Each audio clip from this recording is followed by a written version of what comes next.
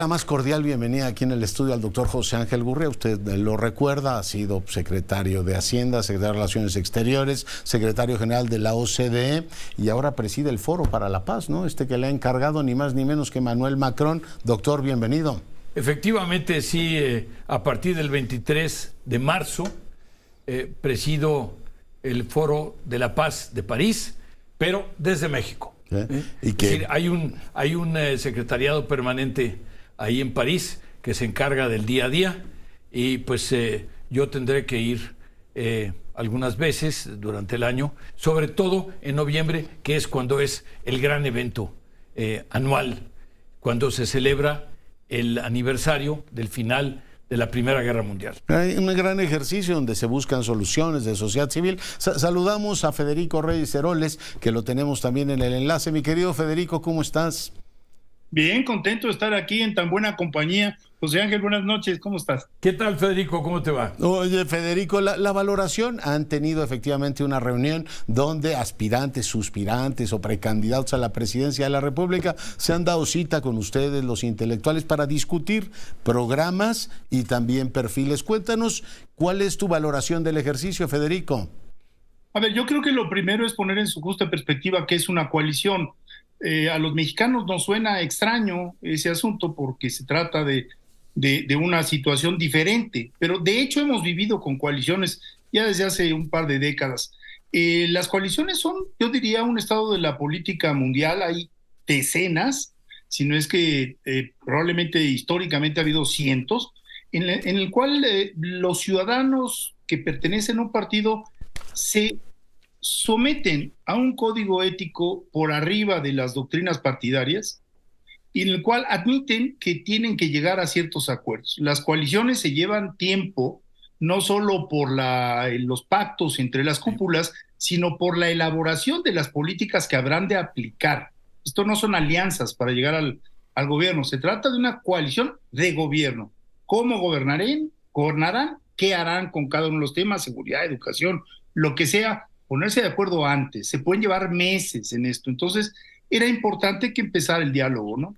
Ya. ¿Qué valoración tiene, doctor Gurría, de este diálogo, donde entiendo que hablaron se exploró la posibilidad de gobiernos de coalición? ¿Hay como bases doctrinarias, ideas con las que los distintos grupos políticos se pueden entender? Bueno, entre otras cosas, tuvimos el privilegio de tener a Federico hoy en la clausura, ¿sí? Lo cual fue un gran placer, pero fue muy importante lo que pasó ayer y hoy. Es decir, fueron 2 días. No estamos hablando de excluir a los partidos, estamos hablando de algo nuevo, que es la sociedad civil organizada junto a los partidos políticos frente a un proceso electoral que se avecina.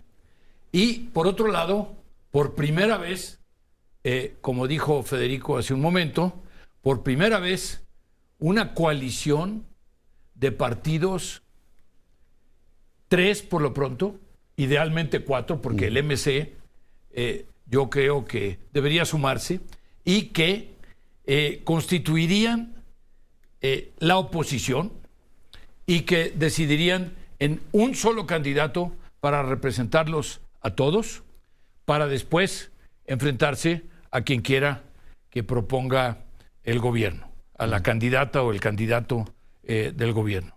Así es que estamos hablando de un proceso inédito, estamos hablando de algo que no ha sucedido en el pasado en este sentido, en cuanto a que en la carrera presidencial, digamos. Y por otro lado, muy emocionante también en cuanto a que un gobierno de coalición es por definición más estable, un gobierno de coalición es menos arbitrario, no es de ocurrencias, un gobierno de coalición discute mucho más las cosas antes de tomar decisiones, y tiene más equilibrios, tiene más formas de equilibrios. Nunca en un gobierno de coalición se va a presentar una decisión arbitraria de una sola persona. Es intrínsecamente superior esa forma de gobierno, y al mismo tiempo yo inclusive he dicho que hay que promoverlo como parte de la oferta política que se haga, decir, nosotros vamos en coalición, que es una forma eminentemente superior de gobernar. Yeah. Es muy interesante el tema porque bueno, ha habido coaliciones en Alemania, Chile, han tenido, Federico, tú conoces muy bien. Yo me pasé 15 años en la OCDE, en París, con gobiernos de coalición por todos lados. Pero, y en Chile han tenido largo periodo de estabilización, fueron estos gobiernos. Pero es más fácil, Federico, en modelos parlamentarios que en un modelo presidencialista como el mexicano. Entiendo que se ha legislado también sobre estos gobiernos de coalición, pero bueno, la oferta que se hace al electorado siempre es un hombre o una mujer, que sería el candidato. En este caso, ¿cómo te imaginas que sería, Federico? A mí me parece que José Ángel acaba de tocar dos puntos que son centrales. El primero es que se trata de algo inédito, en tanto que se necesita de un apoyo ciudadano para que esta oferta sea ganadora. Y ese apoyo ciudadano tiene que, de alguna manera, conciliarse con las cúpulas partidarias. Esto no va en contra de las cúpulas partidarias. Se trata de ir buscando un acuerdo entre los distintos partidos, y coincido con José Ángel en que sería ideal que MC estuviera de este lado, porque ayudaría no solo en los números, aunque no es lineal, pero sí ayudaría.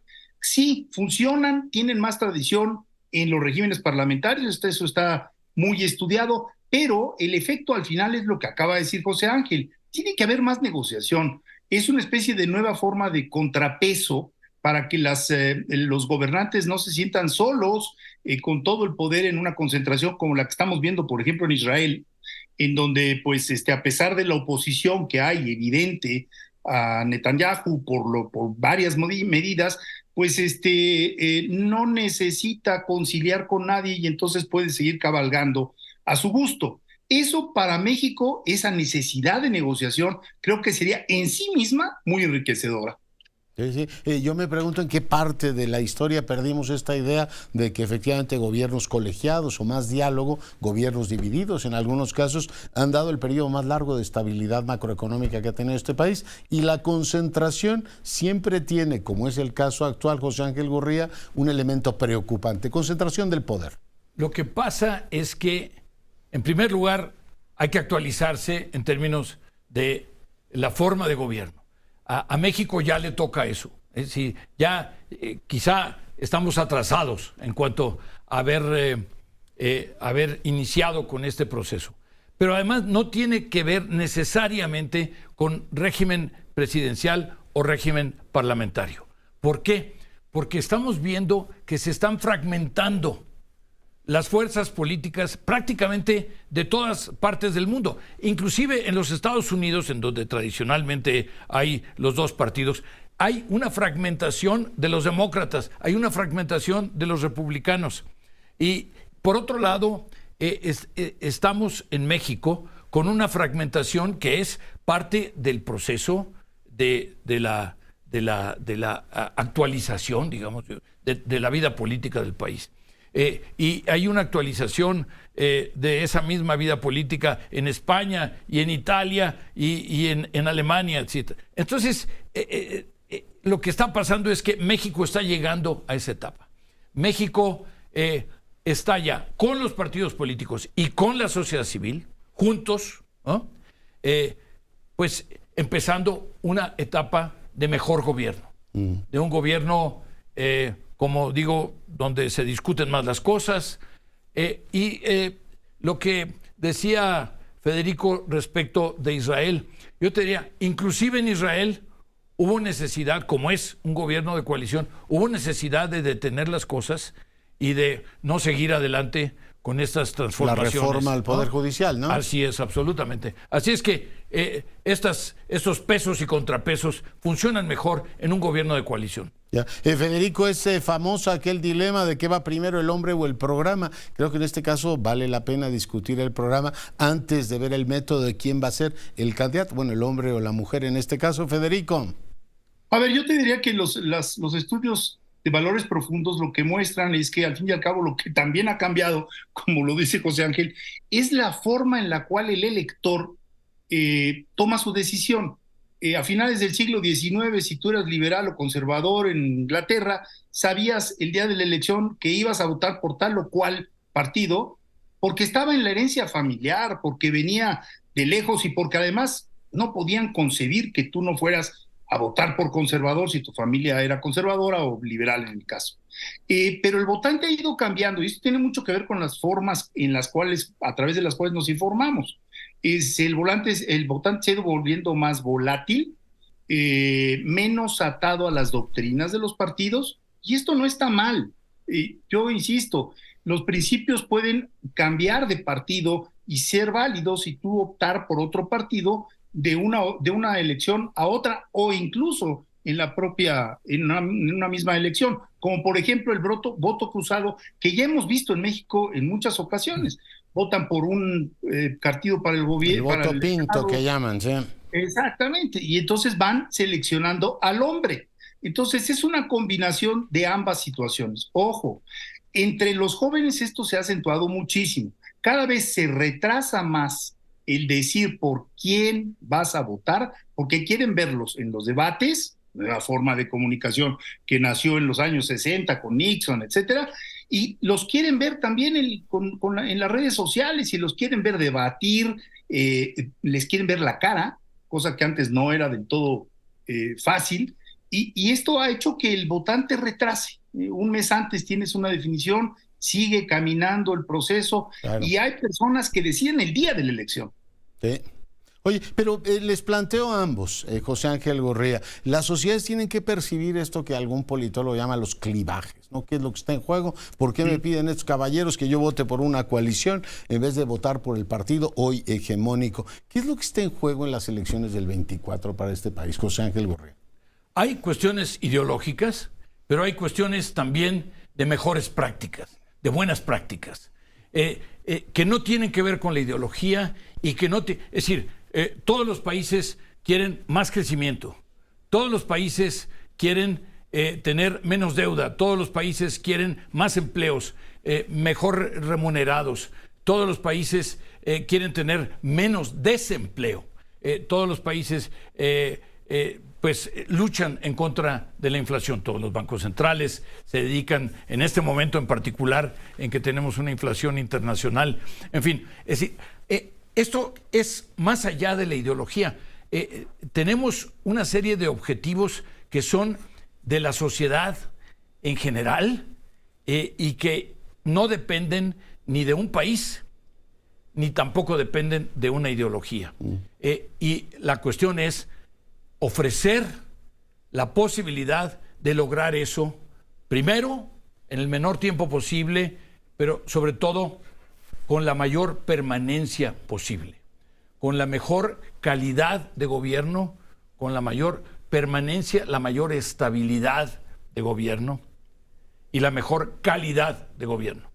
Porque hay mucha política y poca administración. Tenemos niveles, Federico, tú estudias eso y tu organización, niveles de impunidad tóxicas, casi en cualquier país normal. Eso sería motivo de decir, a ver, no nos ocupemos de nada más que de reducir, en este caso, el nivel de impunidad. Pero veo, por ejemplo, que el sistema educativo está a punto de naufragar en este país, como si nos tuviéramos tomado, mi querido Federico, un sabático. Viene también una ley de ciencias. ¿Tú cuál dirías que es el gran clivaje? Es decir, al ciudadano promedio, decir, oiga, lo que está en juego en el 24, mucho más allá de simpatías ideológicas, es esto. Federico. Yo te diría que lo que debemos de rescatar es la forma en la cual se toman las decisiones. Como todos somos conscientes de que ha habido en este sexenio un rechazo brutal a la ciencia, y estabas hablando, Enrique Cabrero, hace un momento, una persecución de científicos, pues muchas de las decisiones que se han tomado en la plaza pública, pues han sido emocionales, no han sido científicas.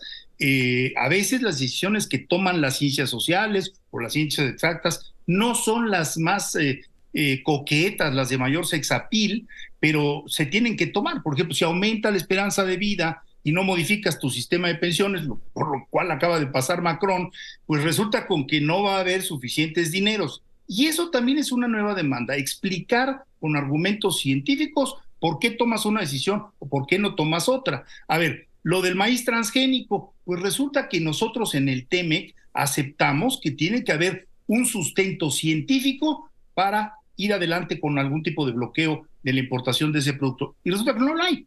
Entonces, Creo que eso es parte de la modernidad, el que los gobiernos de coalición tienen que apoyarse más en la ciencia para convencer a sus electores y convencerse entre sí mismos. Oye, si estuvieras en el 1789, te diría, pues sí, que entre la racionalidad de toma de decisión, pero estamos en el 2023, Federico.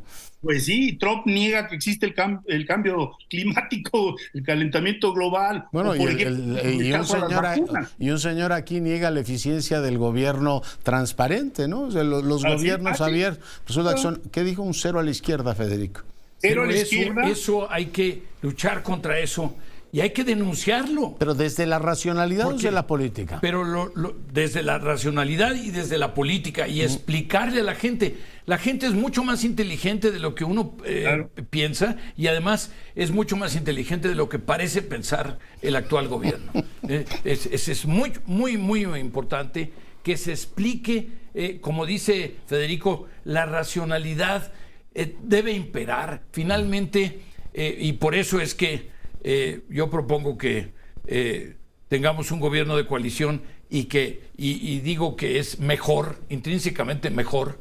¿Por qué? Porque se apela en mayor medida a la racionalidad y también a estos equilibrios. Finalmente, de lo que se trata en la sociedad es de encontrar los equilibrios para que todo el mundo quede, digamos, razonablemente insatisfecho, pero podamos vivir con las soluciones. ¿Qué método, José Ángel Gurría, le gustaría? ¿Cuál elegiría para la candidatura a la presidencia siendo parte interesada? Lo más abierto posible, es decir, dentro de las posibilidades que ahora existen. Hay relativamente poco tiempo y hay además pues restricciones de presupuesto y restricciones también institucionales. Por otro lado, hay en nuestro marco jurídico... ¿Pensar en unas primarias, por ejemplo? Como lo hacen en varias repúblicas sudamericanas. Por ejemplo, en Estados Unidos. Pensar en primarias, pero estuvimos con Federico precisamente hace pocos días discutiendo las propuestas, 3 diferentes propuestas. Y por cierto, coincidían en lo sustantivo. Sí. Todas pretendían hacer una especie de primarias acotadas, calificadas por diferentes tipos de cuerpos que estaban propuestos en cada una de las ideas que ahí se discutieron, pero no son tan diferentes y creo que muy pronto la sociedad civil le hace, Federico y los otros grupos de la sociedad civil van a poder presentarle a los partidos políticos una propuesta respecto de cómo llevar a cabo este proceso, porque al final van a tener que ser partidos políticos y sociedad civil los que se pongan de acuerdo para proponer la mejor manera. Federico.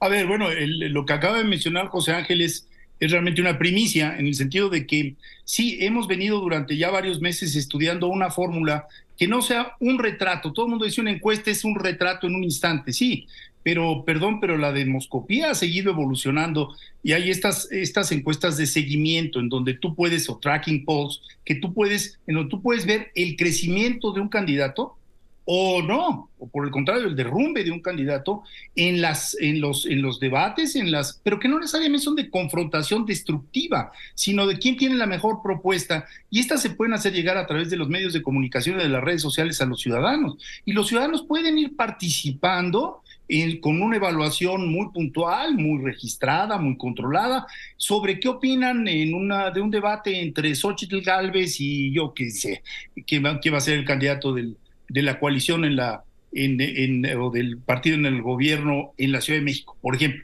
Eso lo puedes ir dando. Clara Brugada, por ejemplo. Y es correcto. Hay muchos talentos, me decía precisamente Xóchitl, hay muchos talentos perdidos que desde la capital no vemos. Entonces, ¿quién puede brillar en el estado de Tlaxcala? Pues no lo sé, pero a través de este tipo de métodos puedes de pronto presentarle a los partidos políticos, que serán los que tomen la decisión final, eso lo tenemos clarísimo, una lista de ciudadanos, porque hay los candidatos que sin ser partidarios, el gobernador de Querétaro no pertenece al PAN y está haciendo un espléndido papel.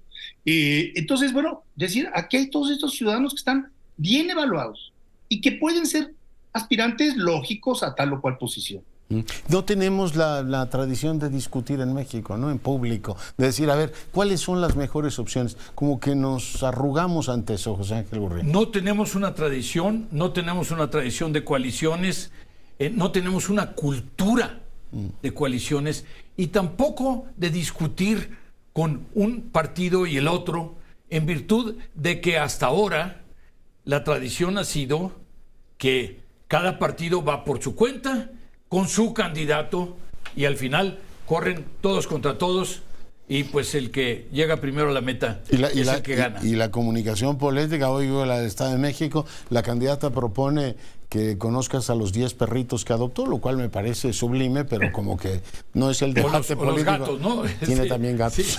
Sí, también tiene muchos gatos. Que también cuenta. Lo cual está muy bien que sea amante de los animales. Sin embargo, se reduce al debate del spot. Sí, uno lo que quiere es la sustancia en términos de qué tipo de gobernador o de gobernadora sería. Y aquí hay que recordar que son 2 concursos por gubernaturas en el año 23, pero después vienen 9 en el año 24 y viene la renovación de todo el Congreso y viene, por supuesto, el gobierno de la Ciudad de México y la presidencial. Así es que lo que estemos practicando en este momento, en estos meses, pues seguramente que nos va a ser de gran utilidad para el año 24. Oye, a lo mejor la plataforma de este país, mi querido Federico, sirve como para que tengamos más debates, más discusiones y la gente tenga claro que además de los perritos y los gatitos, que es enternecedor,